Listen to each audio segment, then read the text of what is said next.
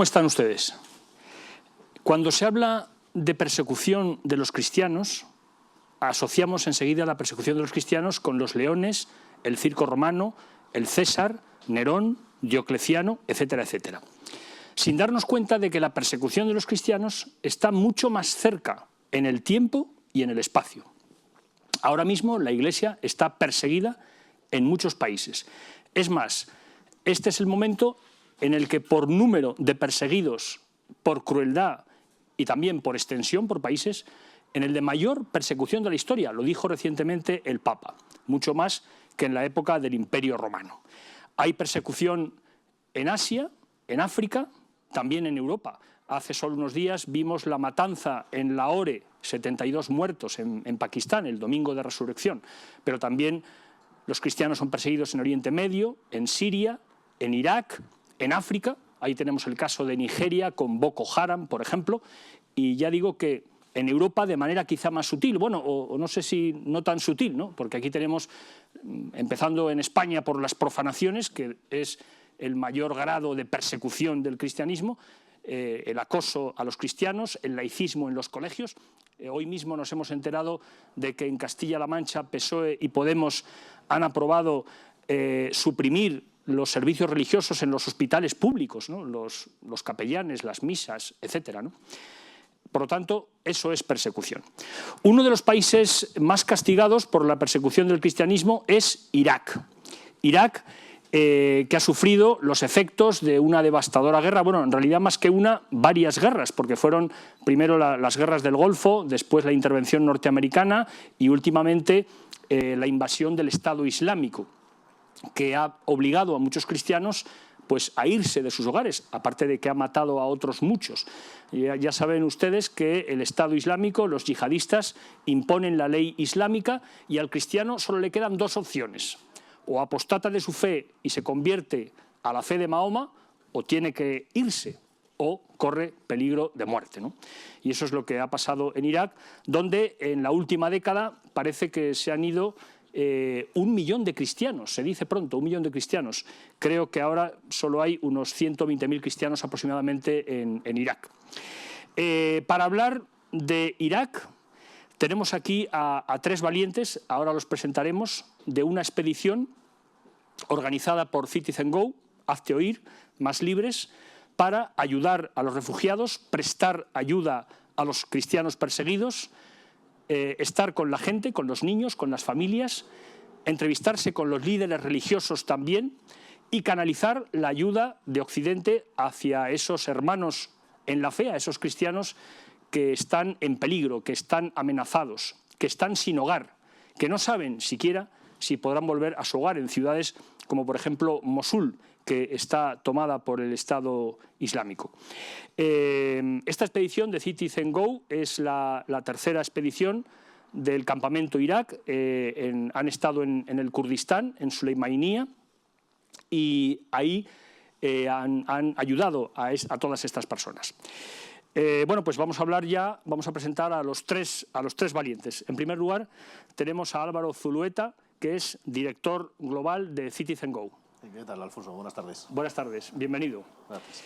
Después tenemos a Luis Losada, periodista, director de Citizen Go en español, ¿no? ¿Qué tal? Muy buenas tardes. Buenas tardes. Y finalmente a Matteo Cattaneo, que es director de Citizen Go en italiano, ¿no? Para los países que hablan italiano. Buenas tardes. Bienvenidos. Bien, antes de pasar a las preguntas y a la tertulia, vamos a ver unas imágenes de esta expedición de la que habéis regresado hace muy poquito tiempo, hace muy pocos días, y luego nos comentáis un poco qué es lo que habéis hecho, qué experiencias habéis sacado de esta aventura. También nos contaréis si habéis pasado miedo, y sobre todo lo que más nos interesa es ver qué es lo que le pasa a los cristianos de Irak, ¿no? Qué es lo que le pasa y qué futuro tienen. Vamos a ver ahora unas imágenes.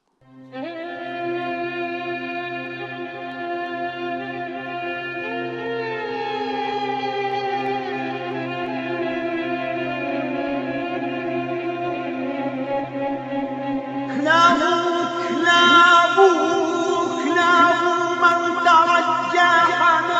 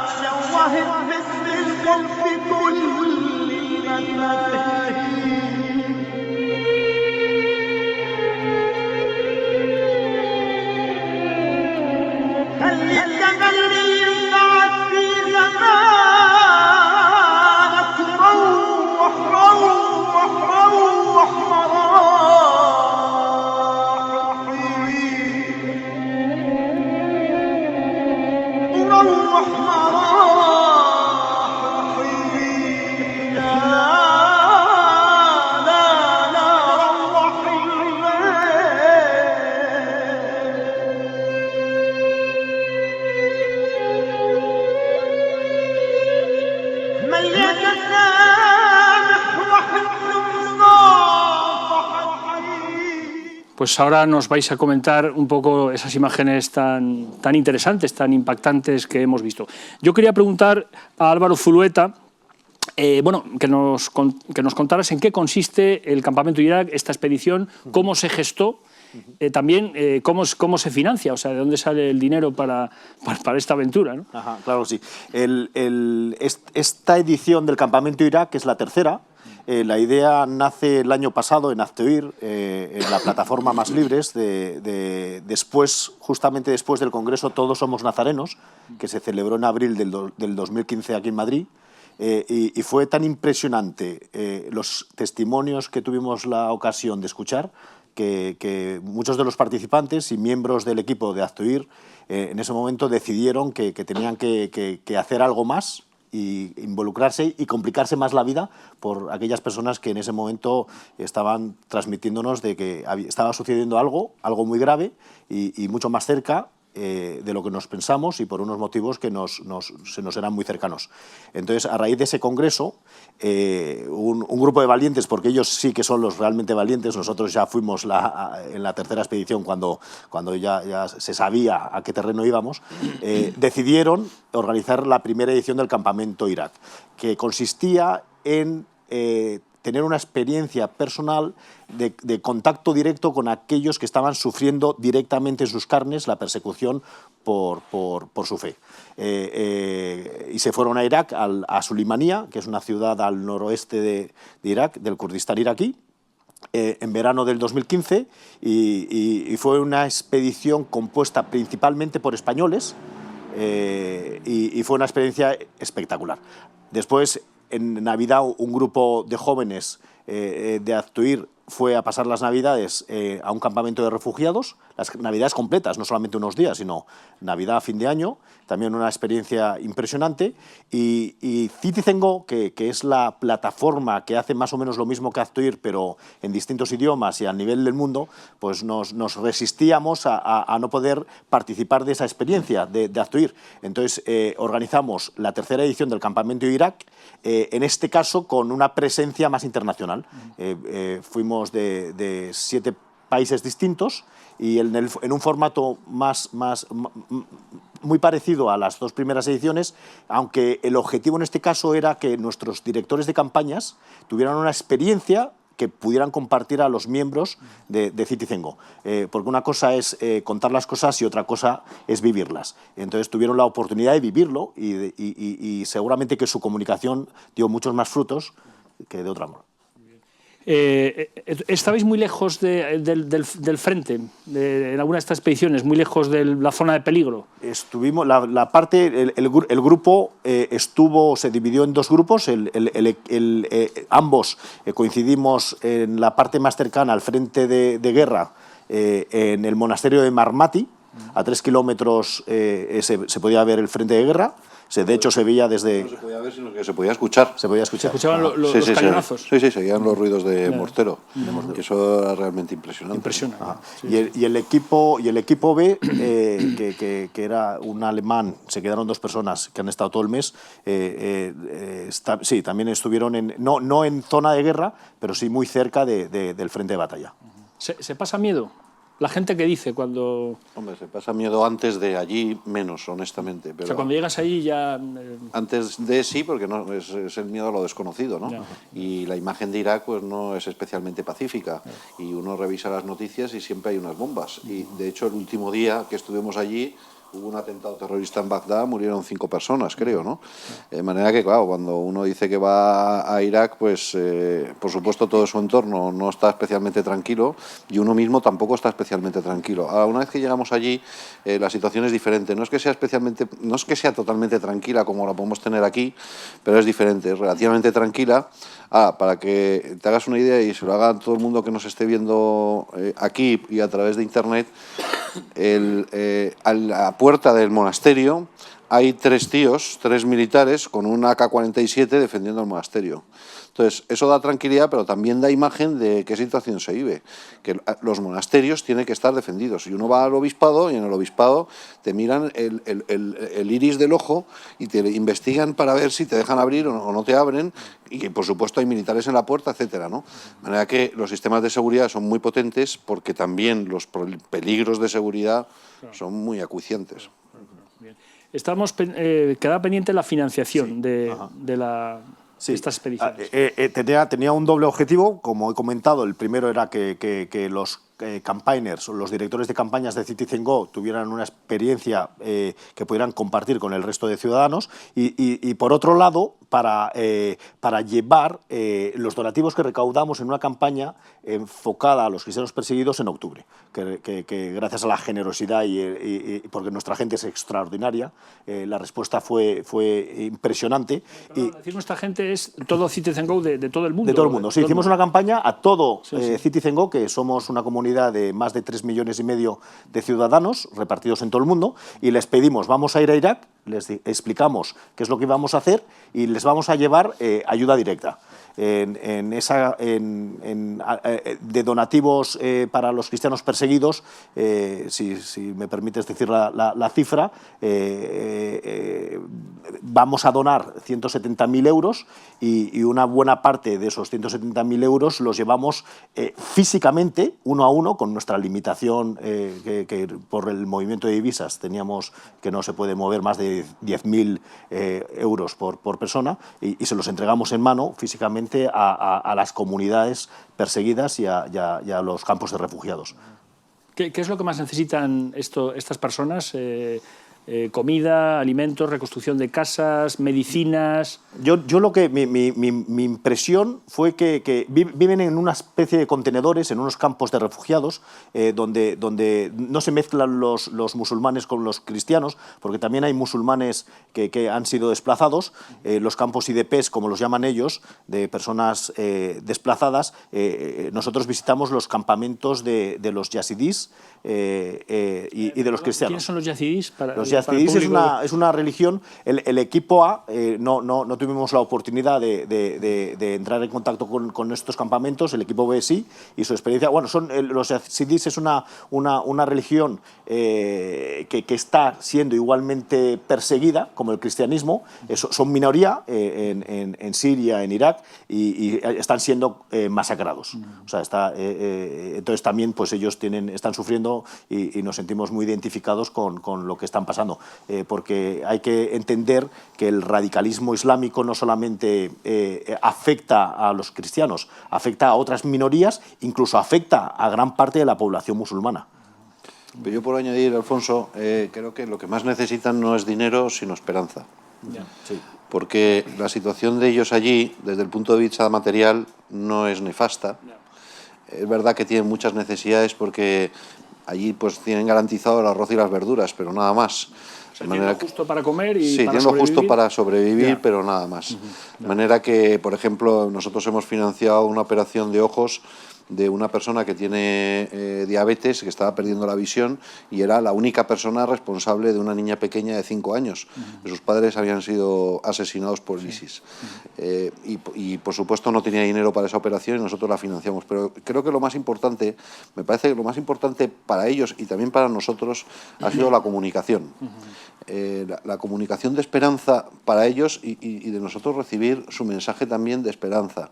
Porque a ellos se les ha parado la vida de golpe están en una especie de congelador vital, tenían una vida normal como cualquiera de nosotros, de repente llegó el radicalismo islámico, les dejó metidos en un contenedor, en casetas de 3x2, y su vida ahora mismo no saben lo que es. ¿Son esas casetas que hemos visto? Sí, son las casetas que hemos visto con la ropa colgando y los niños por ahí jugueteando y tal, ¿no? Y entonces ahí viven 24 horas en un sitio extraordinariamente estrecho, sin saber todavía, sin haber digerido qué es lo que les ha pasado, porque ellos se fueron allí pensando que iban allí temporalmente, una semana, 2, un mes, y volverían a su casa. Llevan 1 año y medio. Entonces, llevan 1 año y medio congelados, no saben lo que les ha pasado, no saben si van a poder volver, no saben si quieren volver y tampoco saben si quieren emigrar. Y están en esa permanente incógnita, abandonados del mundo, tirados de todos, y eso sí, con una pequeña beneficencia que les mantiene en el stand-by vital. ¿La pequeña beneficencia de quién procede? Pues procede aparte de muchas ONGs. Había el campamento donde nosotros estuvimos, creo que había cooperación belga, supongo que también habrá cooperación española, la nuestra misma. Pero ayuda del gobierno de Irak, nada, ¿no? No, bueno, el gobierno de Irak creo que también hace algo, pero poco, muy poco, porque tampoco tiene fondos. Hay cooperación internacional y con eso les mantienen stand-by, pero eso obviamente no es suficiente. Y lo que quieren es recuperar su vida, su tono vital normal. Y esa es para mí lo más grave y probablemente lo que más podemos hacer. Yo creo que esos cristianos que se sienten abandonados y tirados por el mundo y que gritan y nadie les escucha, lo más importante que me parece es que sientan que son importantes para la comunidad cristiana, que la Iglesia piensa en ellos, que hay otros cristianos de Occidente para los que no son anónimos y que se generan relaciones de humanidad y hasta amistad, ¿no? O sea, que en definitiva que no se sientan solos, ¿no? Que no se sientan tirados, ¿no? Muy bien, perfecto. Mateo, te quería preguntar si realmente, en tu opinión, vosotros que habéis estado entrevistándoos con obispos, con Monseñor Mirkis, ¿no? O con Monseñor Guarda, el obispo de Erbil, y con otros líderes religiosos, ¿percibís preocupación en el sentido de que el cristianismo puede desaparecer de Irak? Porque claro, si en la última década se ha ido 1 millón de cristianos nada menos y ahora quedan pues unos 120.000, ¿existe ese peligro como ha ocurrido en otros países? Por ejemplo, en Tierra Santa, pues el número de cristianos se ha reducido de manera dramática, ¿no? ¿Qué impresión tienes? Pues yo creo que los obispos mismos este peligro lo ven y es la razón para la cual, por ejemplo, plantean muchos programas de educación, muchos programas para intentar dar a estos cristianos un futuro, para que ellos no sean, en un sentido, obligados a irse fuera de Irak, sino puedan seguir estar ahí. Creo que después vamos a hablar más en detalle de los proyectos que estos obispos hacen, y por ejemplo el obispo de Kirkuk, Monseñor Mirkins, nos ha explicado cómo ha planteado este colegio para esta casa de estudiantes, donde hay estudiantes de varias ciudades que se huyeron de su ciudad por el tema del Estado Islámico, pero ahí pueden seguir estudiando, pueden seguir viviendo con los otros compañeros y en un sentido pueden seguir con una esperanza de quedarse en Irak y de vivir en Irak, no simplemente desplazados y viviendo de ayudas y todo, sino viviendo una vida digamos, real, viviendo un proyecto de vida, un futuro, estudiando y buscando un trabajo como le gusta, en un sentido. Sí, pero esos proyectos, perdón, por matizar, esos proyectos no son baratos, claro. Estamos hablando de cerca de 400 estudiantes que tienen un coste, creo que recordar que eran $100.000 al mes. El obispo nos decía con esa intrepidez, ¿no? Yo me tiro a la... ¿Qué obispo era este? Mirkis. Mirkis. Monseñor Mirkis decía, yo me tiro a la piscina, no sé si hay agua, ¿no? Casi vino a decir eso. Pero bueno, de momento estoy pagando. Entonces, bueno, nosotros hemos ayudado también en ese proyecto, pero claro, $100.000 al mes pues es mucho dinero. Pero también es verdad que son 400 vidas de estudiantes que se habían truncado, que estaban estudiando en Mosul o Karakosh y que de repente se encuentran en un campamento en la nada, sin hacer nada y sin proyecto vital, y que ahora ya día vuelven a estudiar, estuvimos con ellos, estaban con los arquitectos, estaban ahí diseñando los planos, los médicos estaban estudiando lo suyo, etcétera, ¿no? En fin, y tenían la ilusión, claro, tenían la ilusión de terminar su carrera, de recuperar su profesión, de asentarse en el país. Yo creo que eso es importantísimo. Ahora, me parece que también el riesgo del peligro de extinción del cristianismo en Irak existe. Porque es que, y yo creo que además hay una voluntad deliberada del radicalismo islámico de que desaparezca. Por eso yo creo que es tan importante la declaración de genocidio, porque hay una voluntad deliberada de la desaparición del cristianismo. Y yo creo que eso sería muy grave para todo el mundo, para los cristianos por supuesto, porque el cristianismo está en Irak antes que el Islam. ¿Está antes que el Islam? Claro, ¿Cómo es eso? La mitad de los profetas de la Biblia están en territorio iraquí. Ur de los Caldeos está en Irak. O sea, el origen de gran parte de la fe de todas las religiones monoteístas está en Irak. Y los cristianos, por supuesto, están en Irak desde el minuto uno. De manera que los cristianos tienen tanto derecho, o más, si se me permite, a estar en Irak que los musulmanes. Entonces, eso en primer lugar. En segundo lugar, son tan iraquíes como el resto. Claro. Hablan árabe, se bailan igual que ellos, comen igual que ellos, son iraquíes a todos los efectos, totalmente iraquíes. ¿Por qué tienen que abandonar su tierra? Y en tercer lugar, creo que sería una pérdida grave para el país, no solo para la comunidad cristiana, sino para el país. Yo recuerdo que hablamos con el padre Douglas en el campamento de Erbil y él contaba el ejemplo de la sal. Dice, la sal es poca, pero es necesaria para que el plato sepa algo. Pues los cristianos en Irak somos lo mismo, somos muy pocos, pero es necesario para entender la realidad iraquí. Claro. Porque en gran parte la relación entre los suníes y los chiíes, que se llevan a matar y cuya convivencia es imposible, solo hay algo de convivencia porque hay cristianos de entre ellos. Sí. Luego, si no hubiera cristianos y desapareciera la comunidad cristiana, como está haciendo de Irak, yo creo que Irak se empezaría a no entender como tal. Claro. Y yo creo que sería una catástrofe para el propio Irak, incluso una catástrofe humanitaria. Has hablado de genocidio, que la verdad es que es una palabra muy fuerte, ¿no? A todos inmediatamente, no sé por qué, nos recuerda al holocausto de los judíos, ¿no? En la Segunda Guerra Mundial, en la época de los nazis. Hay un genocidio cristiano. Creo que vosotros tenéis una campaña para conseguir que se declare, que las Naciones Unidas declare genocidio la persecución y exterminio de los cristianos, ¿no?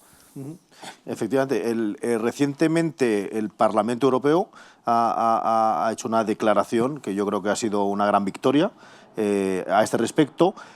Hace una semana creo que ha sido el Senado y el Congreso de Estados Unidos por unanimidad, algo totalmente asombroso, también ha hecho referencia al genocidio que se está pasando.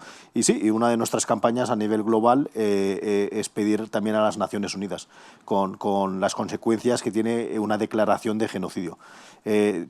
También es verdad porque tiene sus consecuencias incluso legales de actuación sobre una normativa, etcétera. Y luego también, refiriéndome a lo que decía Luis, es importante saber de primera mano qué es lo que piensan los cristianos perseguidos sobre la situación, si ellos quieren venir a Europa, si se quieren quedar, porque efectivamente están desapareciendo las diócesis, les están desplazando, pero ahora se encuentran un problema. La semana pasada se ha liberado Palmira, dentro de poco Mosul. Nosotros estuvimos en una misa donde se rezaba por los soldados que se estaban preparando para la liberación de Mosul. Y todavía no se había aprobado, por supuesto, la declaración de genocidio por parte de Estados Unidos, ni el visto bueno de Kerry, ni el envío de tropas de marines a Mosul. Efectivamente. Pero ya se estaba todo precocinando. Sí, y nos encontramos en los campos de refugiados con familias que tenían su panadería, su librería, su restaurante, y de un día para otro abandonan sus casas, muchas veces además hostigados y perseguidos por sus propios vecinos, que se han quedado y que son musulmanes y que se han unido al Estado Islámico, y bien, se libera Mosul, pero de repente se encuentran en el dilema. ¿Y ahora qué hacemos? Claro. Mateo, te quería preguntar, ¿cómo se sabe que uno es cristiano o no? Porque claro, creo que allí van todos o las mujeres creo que van todas con velo. Lo impresionante de que estuvimos totalmente impresionados es que ahí en los documentos, en los papeles de los pasaportes, hay la religión como como hay altura y colores de los ojos y todo, hay religión.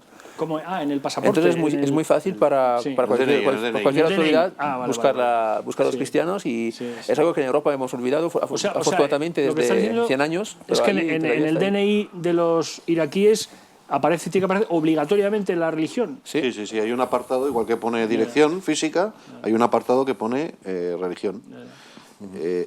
Y a mí me recordaba cuando vi ese DNI... Es una forma de control y de censura y de persecución. No, pero es que ¿para qué sirve eso? ¿A quién le importa cuál es la religión de cada uno? Solamente sirve para perseguir a los cristianos. Claro. Exactamente igual que ocurría con los judíos en la época de los nazis.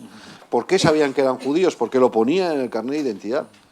Y esto es lo mismo. Entonces, a mí la primera petición es que desaparezca la religión del carnet de identidad, porque no tiene ninguna utilidad para nada. No tiene utilidad para ir al colegio, ni para ir a la escuela, ni para ir al hospital, ni para conducir un coche, ni para absolutamente para nada. Solamente sirve para discriminar a los cristianos. Porque yo quiero decir algo que creo que es importante. Los cristianos están viviendo, ahora estamos haciendo esta tertulia porque hemos estado y porque el ISIS ha puesto de moda el asunto y tal, ¿no? Pero desgraciadamente los cristianos llevan viviendo persecución desde hace muchísimos años, muchísimo antes que el ISIS. Y la manera para identificar quién es un cristiano es el carnet de identidad. Pues yo les preguntaba a las mujeres, ¿y cómo saben que vosotras sois cristianas si os obligan a llevar el niqab y os lo ponéis?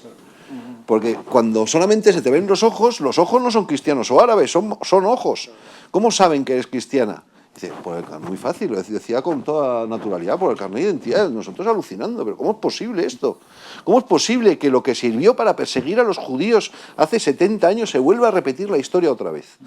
Y yo creo que esa es, para mí, cuando se libere Mosul y se estabilice el país, me parece que una de las primeras cosas que deberíamos de pelear es porque desaparezca la religión del carnet de identidad, porque eso le va a suponer un balón de oxígeno para la comunidad cristiana impresionante. Una cosa, porque allí son todos árabes, bueno, hay kurdos también en la parte del norte. Nosotros donde estuvimos es en la parte kurda del Kurdistán iraquí.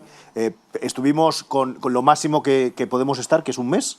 De hecho, las últimas personas de la expedición salieron el día que se cancelaba, que caducaba el visado que te permite, el visado no, la aprobación de entrar en el país solamente en la parte del Kurdistán. Entrar en otra parte de Irak es completamente impensable. O sea, se necesita visado, tal, no sé, que no hubiéramos podido. Y sí, a mí me llamó mucho la atención porque claro, son cristianos, pero nosotros estamos acostumbrados al rito latino, a nuestras misas, a nuestra cultura, y ellos no, ellos les ves celebrar misa y todo suena raro, los olores, los sonidos, todo raro, hasta la misa. La forma de rezar, de cantar, se hace muy similar a lo que es cuando vimos al imán cantar por la mezquita de Madrid, ese tono y esa forma de entonación y tal. Son árabes, son árabes. Perdona, pero ¿qué rito es ese? O sea, melquitas. Nosotros estuvimos en el monasterio melquita de Suleymanía y creo que también, ortodoxos en Marmati y coptos. Pero son árabes, son totalmente árabes. Son católicos. Son católicos, igual de católicos que nosotros los del rito romano, pero ellos de otro rito distinto, donde tienen una liturgia completamente distinta. Y costumbres también curiosas, ¿no? Por ejemplo, en las mezquitas uno se quita los zapatos antes de entrar, ¿no? Bueno, pues en esas iglesias también. Entonces resulta que uno entra en la iglesia, se encuentra todo lleno de alfombras y un montón de zapatos en la puerta. Entonces, pues obviamente hicimos lo mismo, claro. Yo quería preguntar, Mateo, ¿cómo recibieron? O sea, vosotros llegáis allí y a esas personas que están esperando, que necesitan ayuda, que necesitan apoyo, que necesitan, como decía Luis, esperanza sobre todo, ¿cuál es el recibimiento? ¿Cuál es la actitud ante vosotros? ¿Es de agradecimiento? ¿Es de recelo? ¿Qué impresión sacáis? Pues de agradecimiento sí, porque agradecer es muy simple y los entendemos entre varios idiomas, entre árabes y europeos, eso se entiende. Entonces, como con intérpretes y todo, nos hablamos con ellos y más o menos cuando ellos nos agradecen, hasta ahí hemos entendido bien y todo. Cosas más complejas como explicarle bien lo que hacemos, explicarle bien cómo cómo los ayudamos desde nuestras oficinas aquí en Europa no es simple.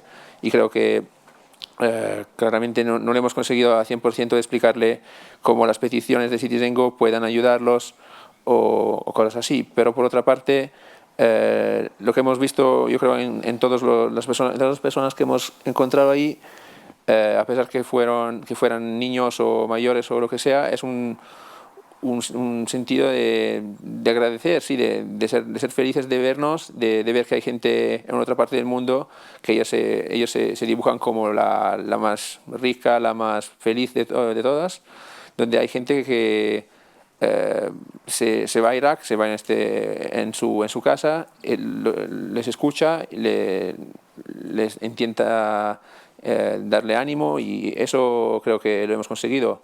Por lo menos hemos llevado ahí un testimonio de una Europa que escucha a los cristianos perseguidos. Yo comparto. Nos sentimos muy bienvenidos. También son otros tiempos. Nosotros siempre vamos demasiado rápido. Ellos van a otro ritmo. Claro. Y entonces, cuando íbamos a hablar con las familias, necesitas dedicarles tiempo, hablar. Te invitan, te sacan lo mejor que tienen.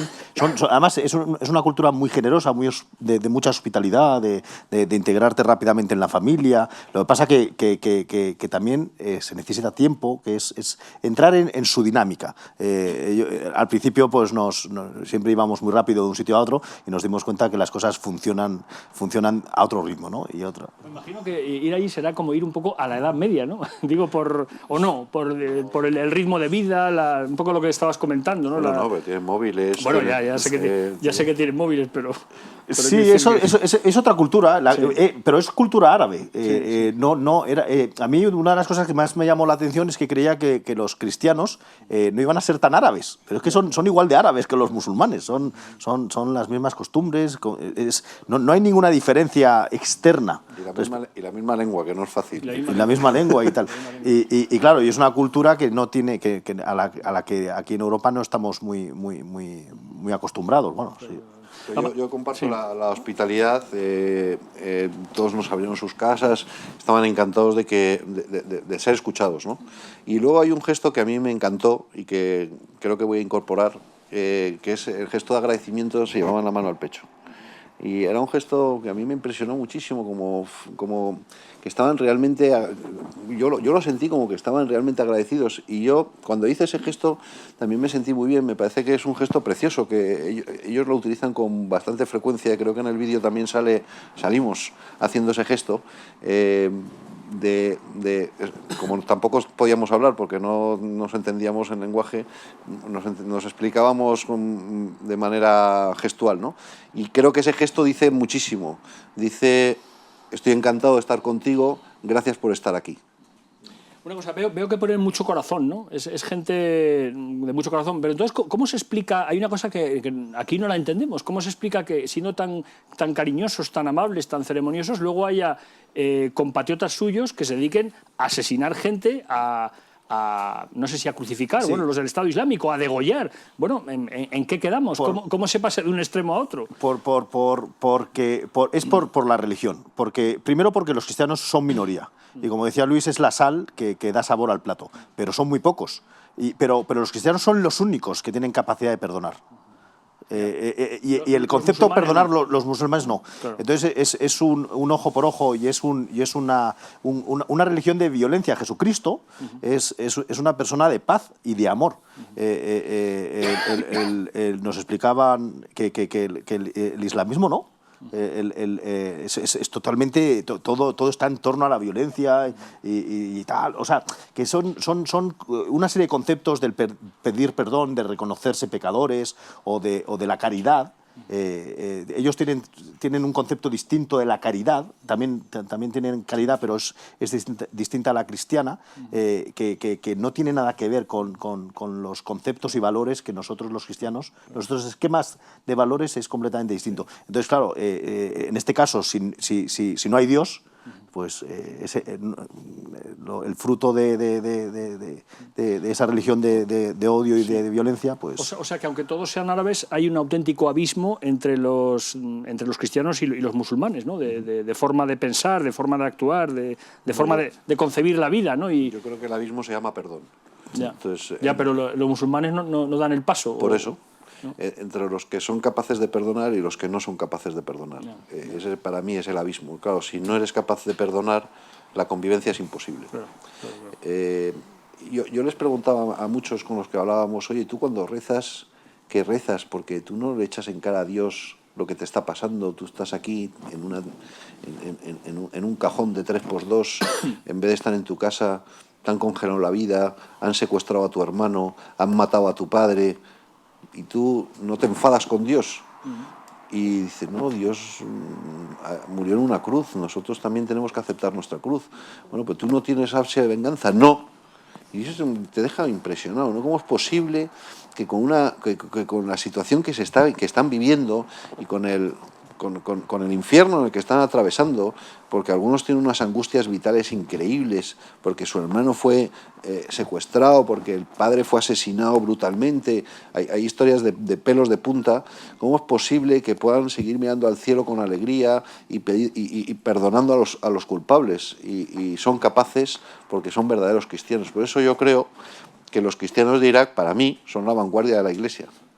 La verdadera vanguardia. Esto que está diciendo es impresionante, o sea que hay que ir a Irak para saber cómo son los verdaderos cristianos, ¿no? Exacto, sí. Bueno, muy bien, pues ahora vamos a ver un vídeo con más imágenes de la expedición y luego comentáis un poco lo que estáis haciendo y lo que se ve en el vídeo que vamos a ver a continuación.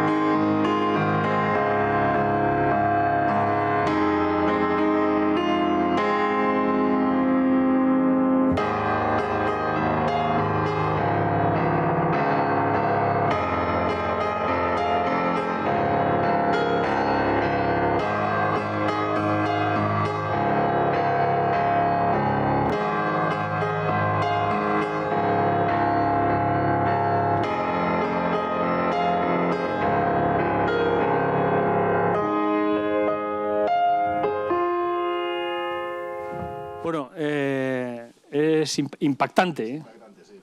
Es impactante. Bueno, lo que hemos visto conecta con lo que acaba de decir Luis, de la alegría, ¿no? O sea, esos niños, alguien dice, bueno, son niños de Madrid, de Barcelona, de tal, y se lo cree porque no se imagina que están tirados en mitad de la nada. Han tenido que abandonar el hogar, están amenazados porque bueno, el peligro de muerte sigue existiendo y sin embargo esos niños están felices, parece que no les falta de nada. No sé, Mateo, no sé si a esos niños, también te he visto a ti hablando a un montón de gente joven.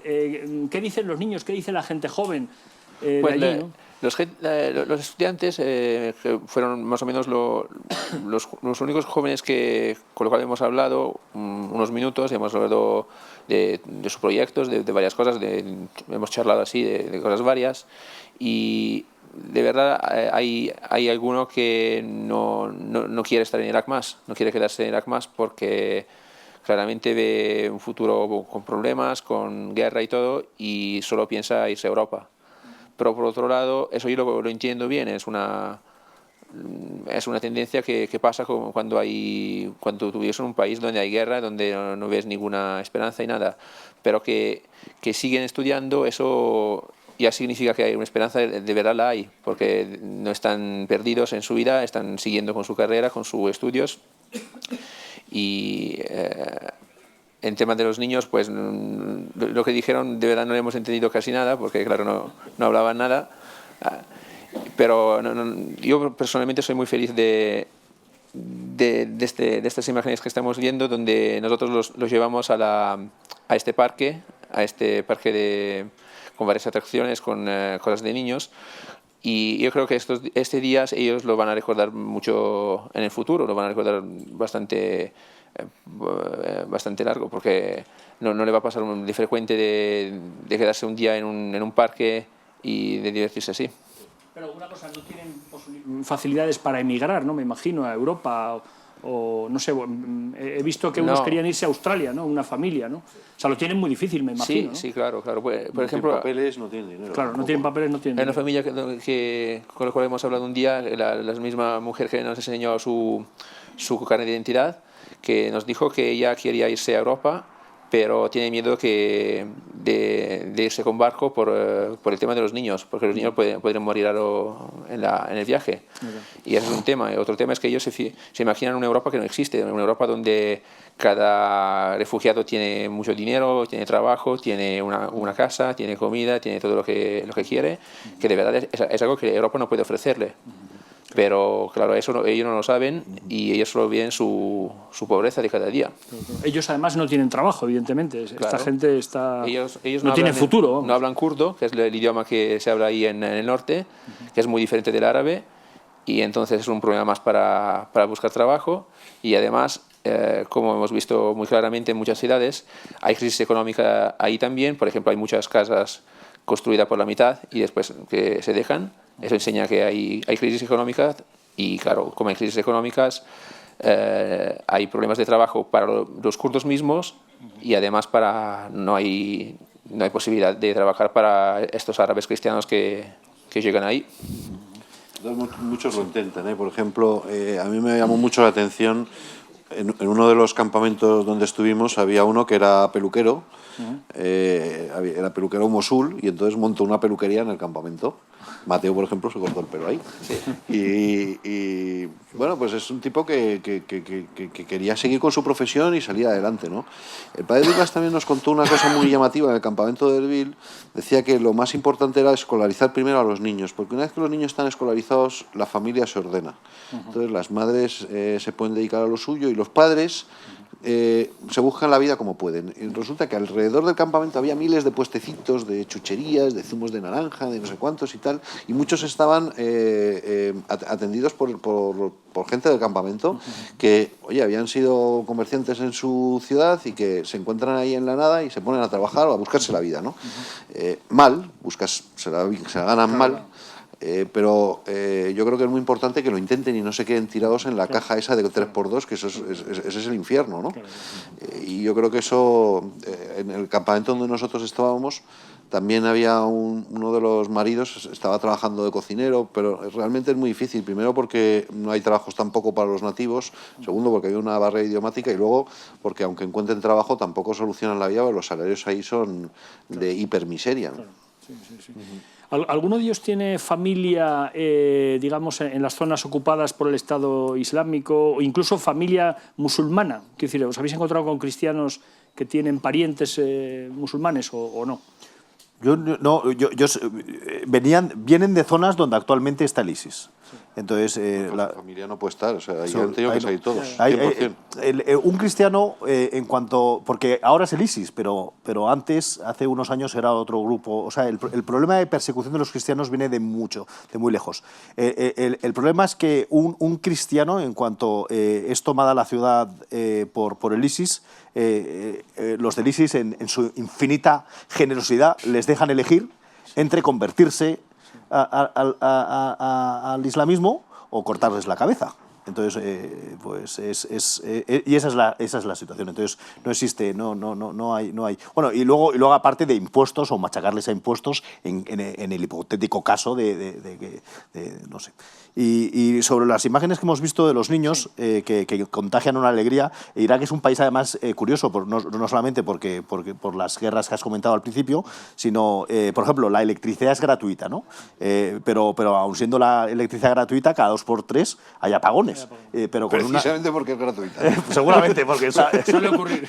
Bueno, pero es curioso, estamos cenando con el obispo y de repente en mitad de la cena se queda totalmente en negro la habitación. Oye, y no. Y el obispo sigue hablando como si no pasara nada, porque se apaga todos los días. Todos los días, a todas horas, muy acostumbrados. Y los niños... En misa también. En misa se apagó la luz y la misa siguió con normalidad. Sí, no están muy adaptados a su circunstancia. Y los niños, primero, porque son niños y eso lo puede todo en ese aspecto. Y luego, el último día del grupo A, justo antes de volvernos, tomamos la decisión de llevarles a un parque de atracciones. Un día muy malo, hacía muy mal tiempo. Sulimanía es una ciudad que tiene un teleférico que empieza en un parque de atracciones que cuando llegamos creíamos que iba a estar cerrado por el mal día que hizo. Entonces, prácticamente nos abrieron el parque para nosotros, que fuimos con un grupo, y fuimos 3 autobuses o 2 autobuses más. Eran como minibuses, ¿no? Debimos ir como 50 niños. Y según iban los niños yendo de atracción en atracción, nos iban abriendo la atracción y tal. Bueno, la alegría que transmitían sus ojos y su mirada es lo que dice Mateo. Nunca se les va a olvidar, nunca, jamás en la vida. Y yo creo que es de las cosas más bonitas que hicimos, compartir ese momento con ellos. Además que nosotros disfrutamos muchísimo, claro. O sea, no se les va a olvidar a ellos ni se os va a olvidar a vosotros. A nosotros, nada. Tampoco. Además estaban, antes de salir al campamento, estaban gritando por el campamento: nos vamos a Chevelan, nos vamos a Chevelan. Venga, y todos los niños gritando, llamando a sus amigos y tal, ¿no? Fue muy emocionante. Qué bueno. Mateo, te quería preguntar, los obispos en algún momento os pidieron algo a vosotros, me refiero Mirkis y Guarda, ¿no? O sea, ¿qué es lo que podemos hacer? ¿Qué puede hacer Citizen Go? ¿Qué puede hacer la gente que va a las expediciones de Irak? ¿Qué podemos hacer los que estamos aquí, a este lado, ¿no? Al otro lado de la laguna, del infierno, ¿no? O sea, ¿qué podemos hacer para ayudarles? ¿Os comentaron algo los obispos o os pidieron algo? Lo que me extrañó mucho de Monseñor Mirkis es que nosotros le hemos entregado el dinero de los donantes, como decía Álvaro antes, y casi pidiéndole perdón porque no es bastante para todos los proyectos que tenía en su idea, en el futuro y todo. Y él nos contestó muy agradablemente diciendo que, como nos enseña el Evangelio, siempre es bastante. La donación más pequeña que tú puedas hacer va a ser bastante, en un sentido, porque hay la providencia y todo. Y entonces esto significa mucho, porque cada usuario de Citizen Go o de Hazte puede donar lo que puede, y esa donación va a servir para algo. Tienen proyectos, sobre todo Mirkins, con lo cual hemos hablado más, tiene proyectos muy gordos, tiene ideas muy complejas, como él mismo sabe perfectamente, pero seguimos en ayudarlos, si podemos ayudarlos económicamente y sobre todo ayudándolos participando en las iniciativas, firmando y compartiendo y dándonos cuenta de lo que pasa ahí. Había siempre dos peticiones comunes a todos los obispos que visitamos. La primera, por supuesto, que rezáramos por ellos, y la segunda es que no nos olvidáramos. Dicho esto, necesitan ayuda material, entonces no perdamos la perspectiva. Necesitamos seguir apoyándoles, necesitamos no solamente mantenerlos en mente, sino hacer un esfuerzo de pensar cómo les podemos ayudar, en qué proyectos, etcétera. Y nosotros vamos a seguir ahí, vamos a seguir, por supuesto, rezando desde aquí y acordándonos de ellos, pero también canalizando de la mejor forma que podamos la ayuda que buenamente podamos recaudar. Habéis hablado de unas becas para ayudar a los estudiantes universitarios, ¿no? Para que puedan continuar los estudios, ¿no? ¿Hay algún otro proyecto concreto que tengan entre manos a corto o a medio plazo que tenga Mirkis y que esté especialmente ilusionado con ese proyecto? El proyecto de Mirkis, el principal proyecto de Mirkis son las casas de estudiantes. ¿Qué es esto que es este de estudiantes, de los 400 estudiantes, que les cubren pues la manutención, alojamiento, y los estudios, que tienen que irse muy lejos a la facultad de estudiar. Y luego también hay otra serie de proyectos que nos presentaron, que es el de los contenedores, que además los estuvimos viendo. Llegamos en un momento donde había una nueva localización. Los contenedores son las casas que hemos visto. Casas, que son contenedores de barcos que los adaptan para viviendas.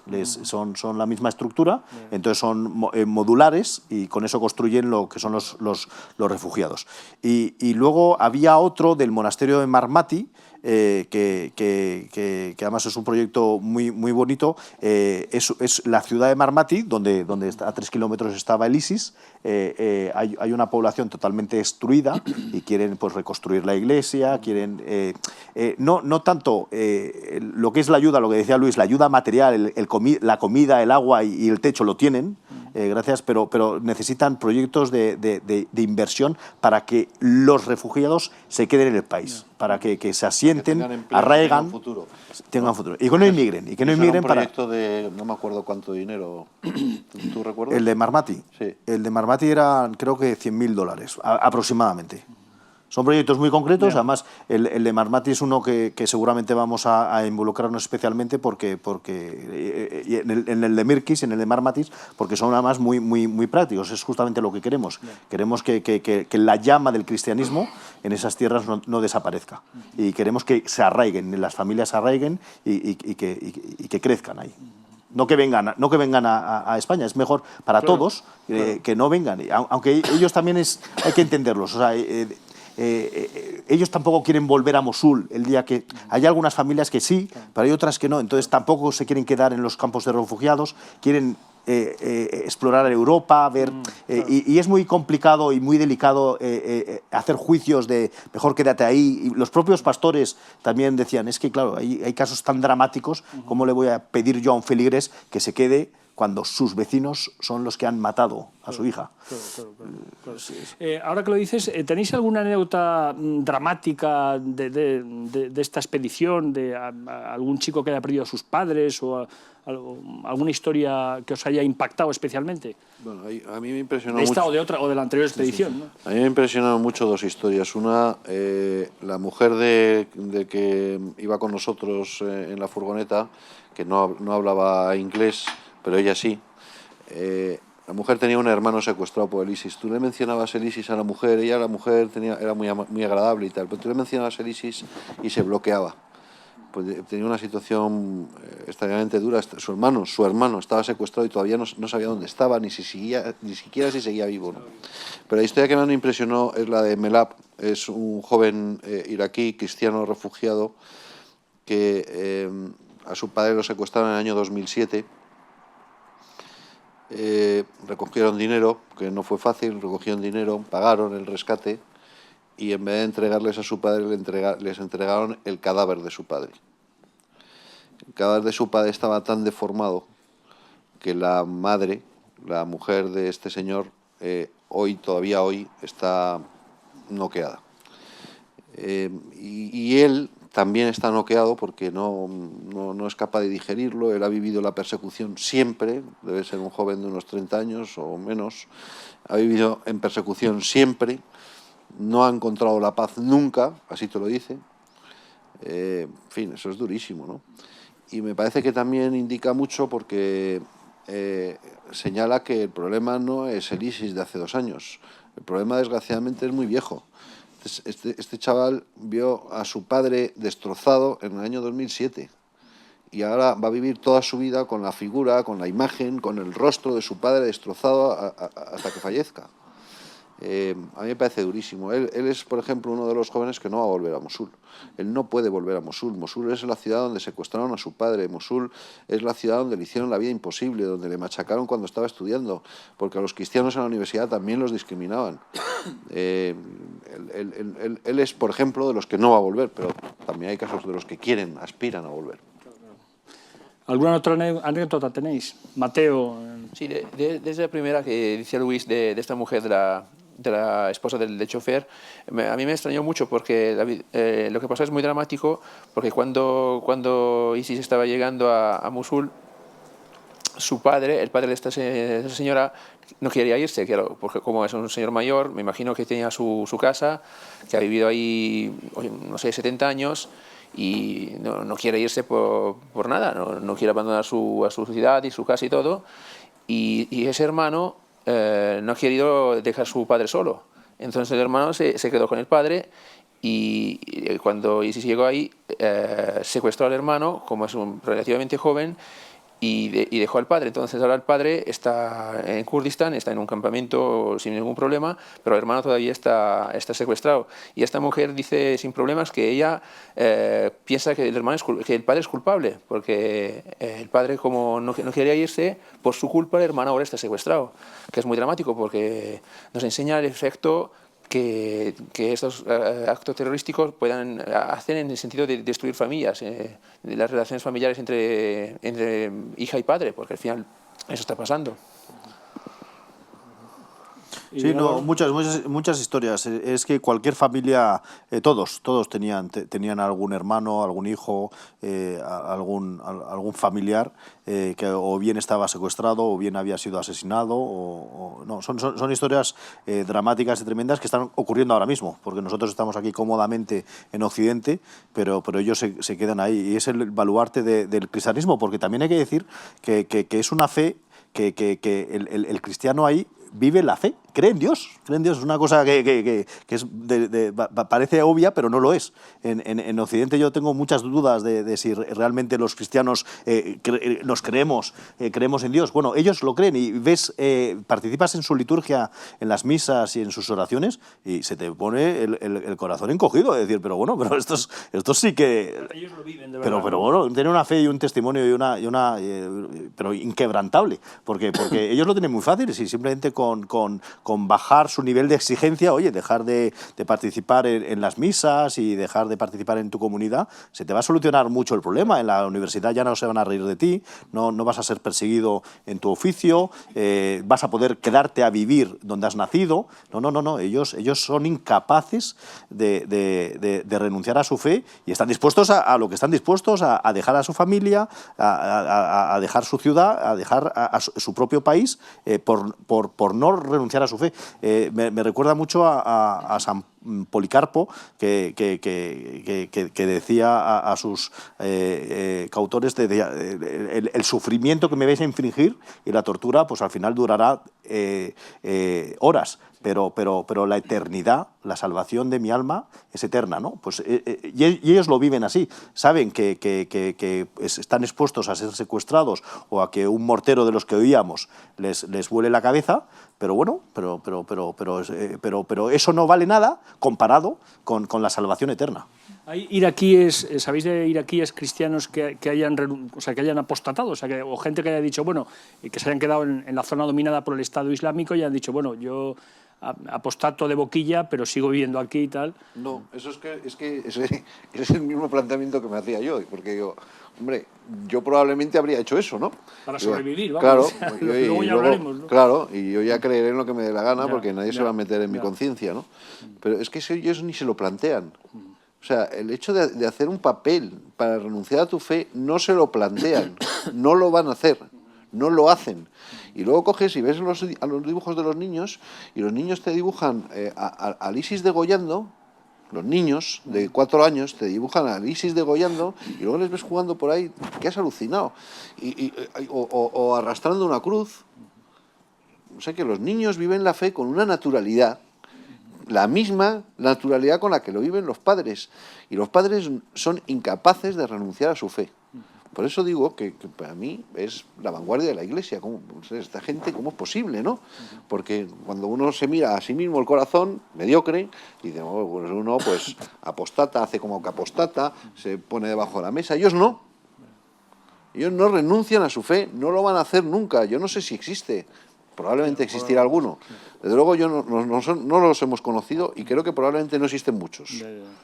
No, lo digo porque en España parece que cuando la invasión musulmana sí que se dio ese caso, ¿no? O sea, esos casos, ¿no? O sea, que gran parte de los españoles del siglo VIII y IX ocupados disimularon, ¿no?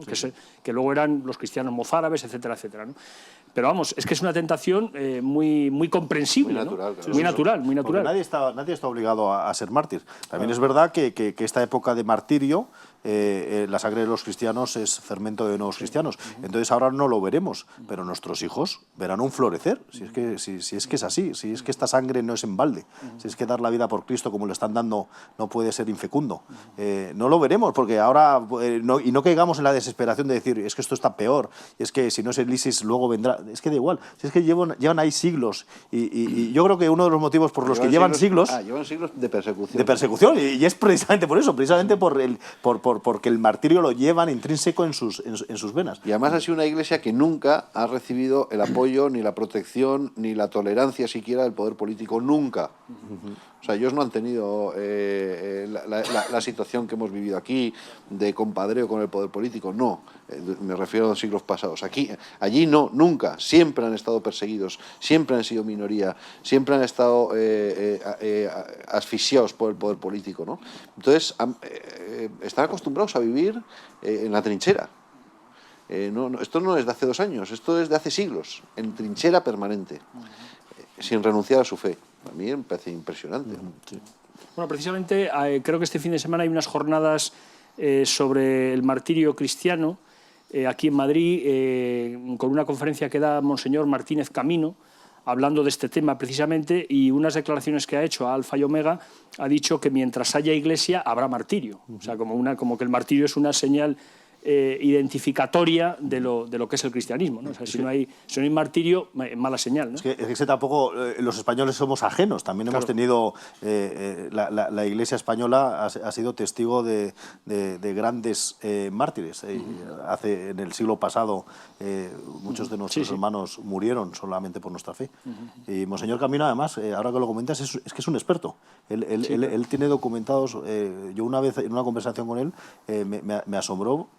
O sea, que no me extraña nada que esta conferencia vaya a ser brillantísima, porque sabe de lo que habla. Sí. Hay un dato muy significativo que precisamente en el periódico Actual lo contábamos hace un mes escasamente, de lo que comentabas de que la sangre de los mártires es semillero de nuevos cristianos, y es el caso de Nigeria, un país que está siendo muy castigado por parte de los islamistas del Boko Haram, con matanzas, con incendio de iglesias, persecuciones, violaciones a las chicas, etcétera. Y sin embargo, curiosamente, el número de bautismos pues ha crecido, ¿no? en los últimos 2 años, ¿no? O sea, el caso de Nigeria es como muy gráfico, muy ilustrativo, ¿no? Claro, en Oriente Medio a lo mejor es más difícil, ¿no? Las conversiones de musulmanes al cristianismo seguramente es mucho más complicado, en Irak o en Siria, ¿no? Pero bueno... Es una fortaleza de los obispos, en los 2 casos, bueno, en Irak, en Siria y desde luego en Nigeria. Los obispos que están dispuestos al martirio y lo verbalizan, y los sacerdotes que no abandonan a su pueblo. Entonces, cuando el fiel ve que sus pastores están al pie del cañón, cuando llegan las duras, cuando les queman la iglesia, cuando les degollan, cuando les persiguen, cuando les queman, y el sacerdote no huye, podía huir pero no huye, y el obispo no huye, también podía huir y no huye, eso yo creo que es un ejemplo increíble para el pueblo, ¿no? Y en Irak, en Siria supongo que será igual, no lo conozco bien, pero en Irak desde luego los obispos son de bandera, ¿no? Es realmente increíble, ¿no? La capacidad de trabajo, el esfuerzo, la entrega 24 horas dedicados a su pueblo, ¿no? ¿De dónde sacan el valor, la energía? Porque parece inexplicable. Mateo, ¿de dónde crees que sacan la gente joven, por ejemplo, con los que tú hablaste? O sea, ¿qué es lo que desayunan cada día para seguir sosteniendo la esperanza, ¿no? Lo que extraña mucho es imaginarte como en Occidente hay muchos jóvenes muy perezosos, muy, ¿sabes?, perdidos, que conducen su vida de una manera muy naif, sin tareas reales, y por lo contrario estos jóvenes, por lo menos lo que hemos encontrado nosotros, tienen, como probablemente han tenido experiencias diferentes, más duras, ahora mismo parecen más maduros, parecen más adultos y se enfrentan a la vida con una manera más adulta, eso, más buscándose soluciones por sus problemas, con coraje sobre todo, y eso extraña, efectivamente, para nosotros, digamos nosotros jóvenes europeos, es algo que nos enseña mucho. Yo creo que hay dos fuentes. Sí. Una es la oración, que es la básica, y la otra, la humana, la de Texas para abajo, es la comunidad. Es que ellos han vivido y viven en una comunidad militante, claro, que está acostumbrada de siglos al martirio y que hoy sigue acostumbrada al martirio. Y eso genera una fortaleza brutal. Una cosa, estamos ya acabando. Quería preguntarte, sobre todo a Luis, que conoces mejor todo el tema político y económico, ¿qué futuro tiene Irak? O sea, porque ahora mismo nos encontramos con que en este reparto, ¿no?, que parece que Rusia se queda con Siria y Estados Unidos con Irak, ya Irak estuvo gobernado por un gobierno títere de Estados Unidos después de la Guerra del Golfo. ¿Puede realmente una democracia implantarse en un país como este, cuando hay un sustrato islámico muy sólido, ¿no? Cuando hemos visto que en todos estos países la democracia es muy endeble, por no decir utópica, ¿no? ¿Qué futuro tiene Irak? Bueno, yo creo que plantear una salida democrática tal y como la entendemos en Occidente sería ingenuo. Pero bueno, es la ingenuidad que tienen los americanos. También creyeron que podía haber en Argelia y les salió el islamismo radical, y en Egipto y les salieron los hermanos musulmanes, y me temo que aquí les ocurriría exactamente lo mismo, ¿no? Yo creo que el ejército americano va a liberar Mosul y Caracas, pero yo creo que ahora lo más importante es la reconstrucción de las casas, de los edificios y sobre todo de la convivencia. Esto para mí es lo más difícil. Cómo ayudar a que los cristianos y los musulmanes puedan vivir juntos. Y eso me parece que la Iglesia tiene un papel fundamental y va a jugar un rol fundamental. Ahora, los americanos van a tener las luces largas para entender que más allá de pegar tiros y sacar al ISIS, que eso lo van a hacer, estoy seguro, y además relativamente pronto, hay que hacer más cosas. Hay que reconstruir convivencia, que es lo más difícil de todo. Yo tengo mis dudas, espero que sea así, pero tengo mis dudas porque en el pasado no lo han hecho. Los cristianos no hablan muy bien del ISIS, como te puedes imaginar, pero tampoco Estados Unidos. La experiencia de la presencia americana no ha sido especialmente positiva. Yo estoy contento de que los marines hayan llegado, espero que la liberación de Mosul se produzca pronto, pero me parece que hay una tarea pendiente, extraordinariamente compleja, que es volver a vivir juntos. Y eso yo creo que los americanos deberían de asumir que ese también es su rol. Álvaro, Irak y los cristianos necesitan dinero para salir adelante, para reconstruirse, para esta tarea tan desafiante. ¿Cómo puede ayudar, cómo la gente puede ayudar a esta reconstrucción? O sea, ¿a dónde se puede dirigir el dinero? ¿Dónde se pueden mandar las donaciones? ¿Cuáles son los cauces, ¿no? Ajá. Hay instituciones que están haciendo una labor extraordinaria. Ayuda a la Iglesia Necesitada, Open Doors y otras muchas. He nombrado esas porque son conocidas aquí en España, pero bueno, a nivel internacional hay unas instituciones fenómenos.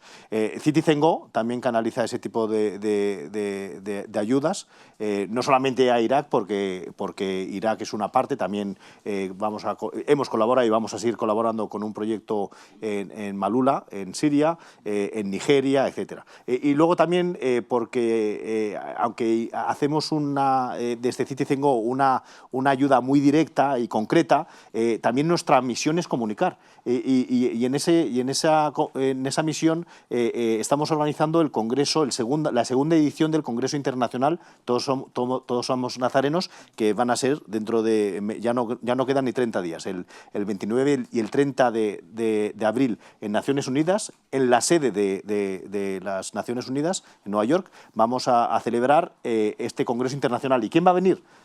Monseñor Baigoviri de Nigeria, obispos de Irak, víctimas del ISIS, de Siria, de Irak, testimonios de personas de Egipto, que son los cristianos y los líderes de aquellas tierras de persecución. Que es lo que tenemos que hacer, no solamente saber qué está ocurriendo, sino hablar con nuestros vecinos, decirles lo que está ocurriendo y pincharles y inocularles el virus de, oye, ¿qué puedes hacer?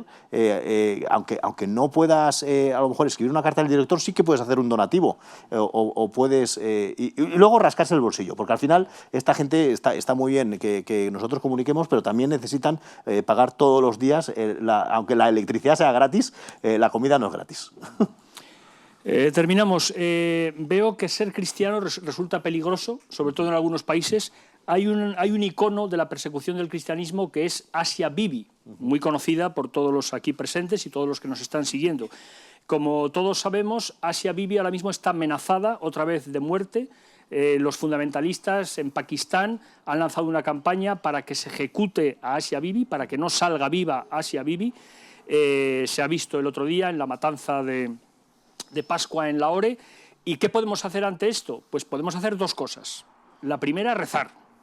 Y la segunda, firmar una alerta que ha lanzado Hazte Oír para pedir al presidente de Pakistán, un mensaje dirigido al presidente de Pakistán para que proteja la vida de Asia Bibi, que está en peligro. De alguna manera, si este icono de la persecución sigue vivo, es gracias a todos ustedes, es gracias a todos nosotros, es gracias a la presión internacional para evitar que esta persona, que está, se puede decir que es una isla rodeada de un mar de amenazas por todas partes, pues continúe viva y no acabe en manos de los fundamentalistas islámicos. Terminamos solo una pregunta más, una respuesta muy breve, aunque ya un poco ha salido a lo largo de la tertulia. ¿Qué os han enseñado los cristianos perseguidos de Irak? ¿Qué habéis aprendido?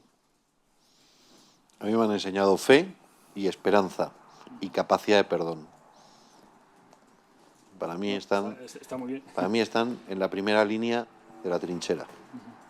Mateo. Sí, capacidad de perdón sobre todo, porque, por ejemplo, Padre Douglas, que es un padre que trabaja en un campo de refugiados, nos ha dicho muy claramente que el problema será cuando va a acabar ISIS y cuando los cristianos van a volver a sus ciudades, porque otras minorías no pueden perdonar a ISIS, no pueden perdonar a los musulmanes, no pueden perdonar a sus vecinos.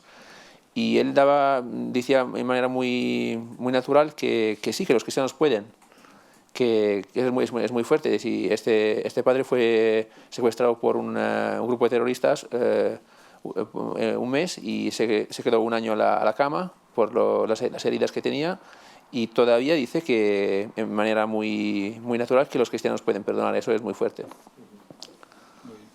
Yo también lo mismo, son unas personas que creen en Dios, que aman a Jesucristo, que tienen muy presente a la Virgen María en las casas, en su iconografía, etcétera, y que llevan esa fe hasta las últimas consecuencias. Comunidades de fe muy fuertes y están hechos de una pasta especial, están acorazados. Por cierto, la hija de Asia Bibi y el marido, Asik, estarán con nosotros en el Congreso de Nueva York a final de mes. Muy bien. Pues nada, muchas gracias a los tres invitados, a estos tres valientes que han estado en Irak. No, los valientes son ellos. Los valientes son ellos. Los valientes son los que han quedado. Bueno, pero ir allí también requiere un grado de valentía, ¿no? Creo yo, ¿no? Pero efectivamente, los valientes son ellos y son el testimonio. Yo creo que esto lo que a nosotros debe ayudarnos es a valorar nuestra situación, porque aquí en Occidente estamos muy cómodos, estamos con una vida demasiado cómoda y quizá demasiado mediocre. Entonces, el ejemplo de estos perseguidos es absolutamente fundamental. Muchísimas gracias.